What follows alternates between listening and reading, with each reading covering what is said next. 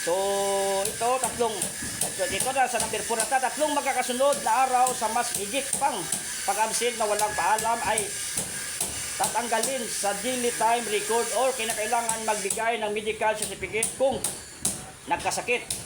For example, kung kung absent ka. So kung niuli kasi nyo balay, absent ka, wala ka nanangit ka dire. So pagbalik mo, pangayo ka medical certificate or sa barangay health center ninyo kung nakasakit ka, no?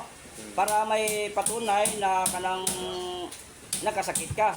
So kung wala man ka valid reason or nahatag na medical certificate, so wala ka makatanggal jud ka sa jud.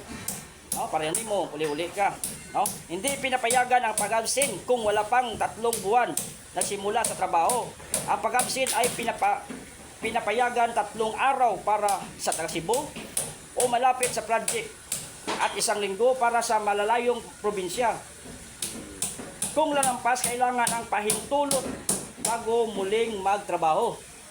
So, sample, kung ulit kasi nyo, mulib ka 3 buwan, 3 buwan wala ka absin, mulib ka 5 ka adlaw, pwede. Pero kung magbalik ka, patawag ka lang, mabalik na ko diya. Mauni. Or kung lampas ka, importante nga coordinate ka madyapon diri sa site nga naa diri. Ikaw taga Cebu ka man, tatlo lakad lang imo nga ginapayagan, ginapahintulutan nga maabsent ka. Pero coordinate ka man dyapon nga magbalik ka diri, no? Sa curfew naman to curfew 10 PM to 4 AM. Walang pinahintulutan makapasok o makalabas sa job site, lalo sa job site ganitong oras maliban kung may emergency. Bawal dumaan sa bakod, no?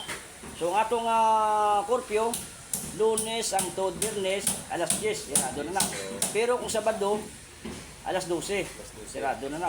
Alas 4 kung masirada ka alas 4 sa buntag mao na pagbalik nimo, no?